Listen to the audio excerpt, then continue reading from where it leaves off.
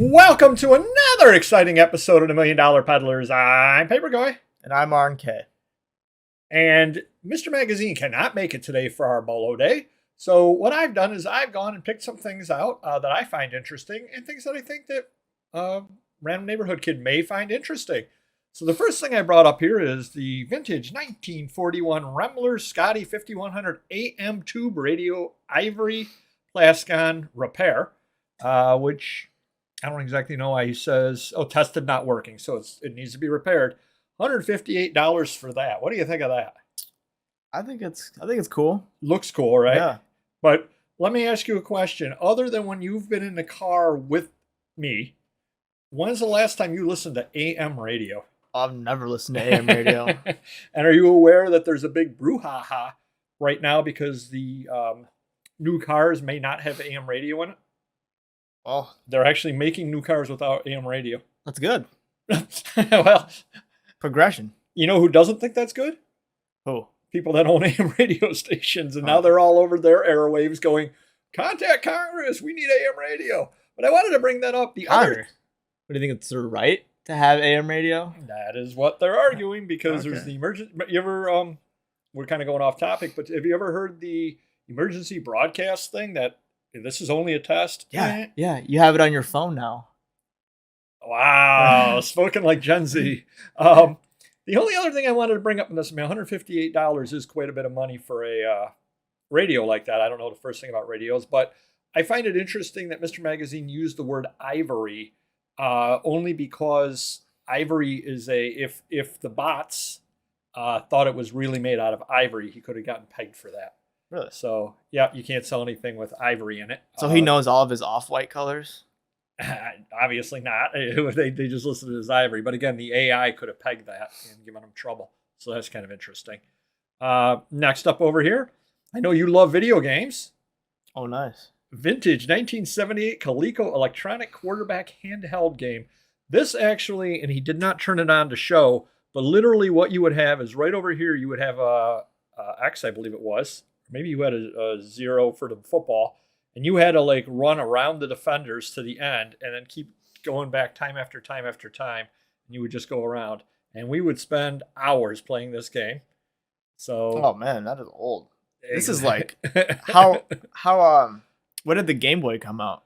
Oh, way after this. This was 1978. Yeah, this was huge because it was handheld. I would have been 9 years old and everybody would have had those. And it was the coolest thing around. Only went for $20, which is not tested. So I bet if it were tested or if it came in a box, it's probably a $50 item. So what was it, like a electronic display? Literally all it had was a 0 and a bunch of X's. And if the 0 hit the same spot as an X, you were tackled. Oh. That was the entire game, and you would play time and time and time again. Yep, we were really bored when we were kids. I think I'd rather go outside. Wow. Up next, 442 Soccer Mag, Wayne Rooney, Dennis Wise, January 2003. I wanted to bring this up because I know at one point you played soccer in middle school, as I recall. And I was wondering if you'd ever heard of Wayne Rooney or Dennis Wise. I've heard of Wayne Rooney. I think he still plays, right? I don't know, 2003. Yeah, he would be near the end of his career now, but yeah. Because I think when I played, what was it, like FIFA 12 or something like that? I think he was in there. Did that just have X's and O's, or was it a little beyond that? No, it was a little bit better. A little bit better now. But yeah, this old soccer magazine brought $14. Obviously, somebody or other bought it because of Wayne Rooney, I would think, but don't know that for sure. What about Ossie and Ricky as the ugly sisters? There you go. I may have. That's why I'd buy it. And I know you used to play Pokemon Go at one point. Pokemon Yellow original game cartridge, Nintendo Game Boy. $66 for just a cartridge over there. Now, did you ever have a Game Boy when you were growing up, or did your friends have those, or was that before you? No, I had the Nintendo DS. That was me. So this was generation before you? Yeah. Yep, and it's just one game, and it does not look like it has anything with it, so no box, no nothing, and it went for $66. I'm expecting it probably came in a box to start with. So I would think if you had the box and all that, it's got to be $100 and some, and if you had this unopened, it's probably $150, I would think. But I wanted to bring this up also, because Random Neighborhood Kid is familiar with Pokemon, but the other reason why is you probably can find these things out there at garage sales, I would think. Yeah. Now you know the Pokemon is a $66 one. And we're going to stay on the Pokemon theme. Do you know who Rayquaza is? Okay, I was going to say Rayquaza, so I guess I would say it wrong. Rayquaza. Yeah. Super articulated action figure, 6-inch tall. $28 for that on open. Any idea when this would have come out? I mean, it had to be fairly recently. Yeah, it looks pretty new. Is there a... Yeah. Look at the back. Hard to tell on there. But yeah, fairly new. I mean, certainly in the last 10 to 15 years. And that's going for $28 for that. And I don't know what those went for new, but I bet they were probably cost like 25 new. 15. You think so? Probably. Yeah. It's Pokemon. That's true. It's Nintendo, right? Isn't that pretty expensive? That's true. And the last thing, and you used to be a sneakerhead a little bit, Nike Air Max Express size 9.5 men's sneakers, orange gray. $64 on this. Do you have anything to say about these? I mean, was this your era or was this before your era? I wouldn't wear them. Me neither. I mean, what is that Velcro on top of the laces? That's like really bad. I don't know. Yeah, so that's kind of but again, these are the kind of things you could definitely find out at a garage sale, that sort of thing. And now you can get $64 out of it. They probably would ask $10, I would think, at a garage. This is sold? Someone bought this? Yeah. Oh. Wow, you might be surprised. Now we're gonna head on into mine. My first item over here sold pretty well, but I did a terrible job. That is a horrible picture. I should have done this as my first picture. I probably intended to. In fact, I may have made it my first picture, and then it didn't save, and I didn't notice. What is that, the back? No, that's one of the pictures. But look at this here. It's just the lighting, right? Well, except these were taken at the same time, and the lighting is a lot better on these. But yeah, so it's kind of neat. I picked this up over at Heritage. Why it has the certificate of authenticity on it. $159. Ballantine Beer Pirate Animation Ad Original Production Art, Preston Blair 1950s. And again, I bought this over at Heritage, and a couple of reasons why. Number one, I figured somebody who collected beer would want it, Ballantine Beer. Number two, it's one of a kind. And number three, with the pirate theme. I thought maybe if somebody could see this, which obviously they couldn't because of my screwing up, but if somebody could see that, they may want that for their pirate collection or something or other like that. Who knows? Still not bad because I didn't pay anything cllose to $159 for it. Every once in a while, you can pick something or other off on that, but that was just bad. I brought this one up because I know you know a little bit about cycling. Cycle Sport Magazine, 2002, Gilberto Samani, Alexi Krull, Mario Cipollini, who I've actually heard of Mario Cipollini. The other ones I have not. And it went for $28, but the main reason I wanted to bring this one up was because people ask $5 to $8 on eBay for this title. They do not ask a lot of money for this title. And I said, it's worth more than that. And I put it up at $28. And sure enough, I was able to get my price on that. So don't just follow the crowd and list low. And it very well could be I had the only March 2002 up there. I don't know. And it's great that people are asking $8 on April 2002 and May 2002 and June 2002. All well and good. But if you want the March one, if they don't have it, you're not going to be able to get it for $8 is what it comes down to. So stick to your prices. I know you always love when I sell things like this, an empty box. Nice.